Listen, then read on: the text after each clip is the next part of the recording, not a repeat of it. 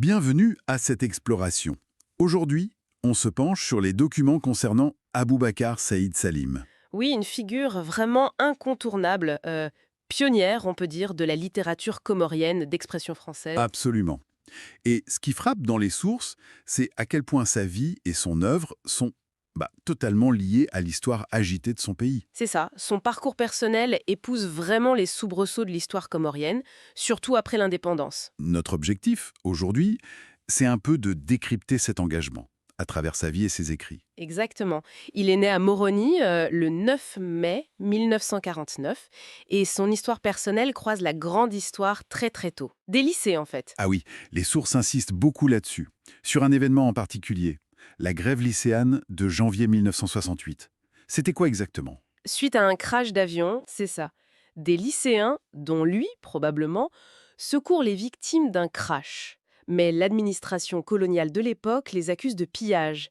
C'est l'étincelle. L'étincelle qui met le feu aux poudres. Voilà, c'est de là que part ce cri Mkolo Nalawe. Ça veut dire le colon dehors. Pour sa génération, c'est un moment fondateur. La naissance d'une conscience politique anticoloniale en somme. Très forte, oui.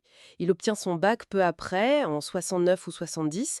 Il avait fait sa scolarité à Mbeni, Iconi, puis au lycée Saïd Mohamed Cheikh à Moroni. Et déjà, l'écriture était présente? Oui, il avait déjà remporté un prix littéraire en 69 pour une nouvelle. La littérature et la politique, ça commence ensemble chez lui. Ensuite, il part en France pour ses études, lettres modernes. Il doit travailler pour payer d'ailleurs. Comment cet engagement politique se poursuit là-bas? Eh bien, il plonge littéralement au cœur de l'association des stagiaires et étudiants des Comores. L'ASEC, c'est le lieu de militantisme par excellence. Il y prend des responsabilités, hein? Oui, importante. Section de Bordeaux, puis secrétaire général. L'ASEC est décrit comme un vrai creuset pour l'indépendance, très influencé par les idées, disons, marxistes, maoïstes de l'époque. En lien avec d'autres mouvements étudiants africains, j'imagine. Tout à fait. Et puis, début des années 80, il y a cet appel de l'ASEC, rentrer au pays. Il répond présent. Il devient enseignant aux Comores, au lycée Saïd Mohamed Cheikh, puis à Mitsamiouli, Moutsamoudou. Mais le militantisme, ça continue? Ah oui, ça ne s'arrête pas. Il rejoint le Front démocratique, le FD. C'était un parti d'opposition important. Qui s'opposait à qui à l'époque? Au régime d'Ahmed Abdallah.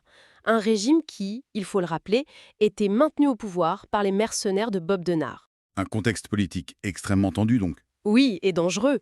Il milite aux côtés de figures comme Moustapha Saïd Cher, Idriss Mohamel. Et le danger va le rattraper. C'est-à-dire? L'arrestation de 1985. Exactement. On l'accuse d'avoir participé à une tentative de coup d'État. Les sources parlent de 18 mois de prison à Voidjou. Et de torture. Une expérience terrible. Comment ça infuse son œuvre d'écrivain? Profondément.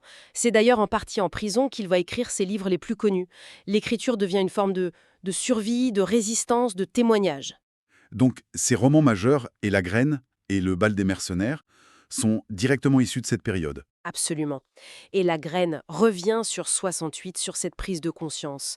Le bal des mercenaires, c'est autre chose. C'est un roman très fort. Qui mélange quoi exactement?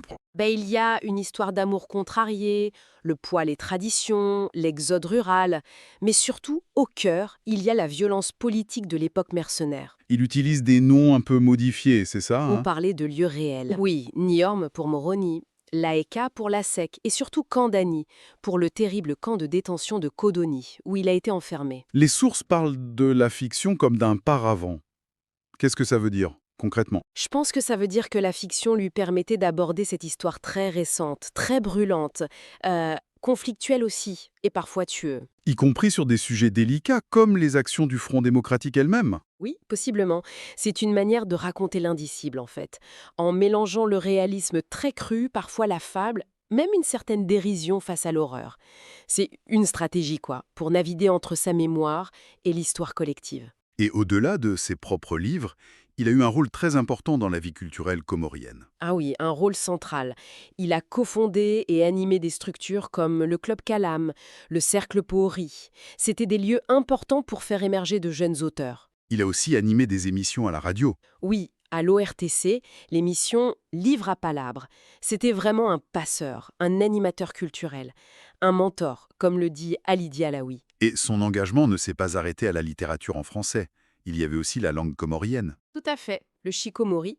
Il a beaucoup milité, notamment avec l'association Junduo, pour son introduction à l'école. C'était essentiel pour lui. Après sa libération, il a aussi eu des fonctions dans l'administration. Oui, après sa libération et plus tard aussi, chef de service au ministère de l'Éducation, chargé de com à la présidence, secrétaire général des assemblées, jusqu'à sa retraite début 2010.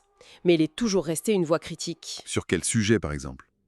Sur la France-Afrique, sur l'occupation de Mayotte par la France, sur les difficultés liées au visa, des combats constants chez lui. Une vie d'engagement sur tous les fronts, finalement.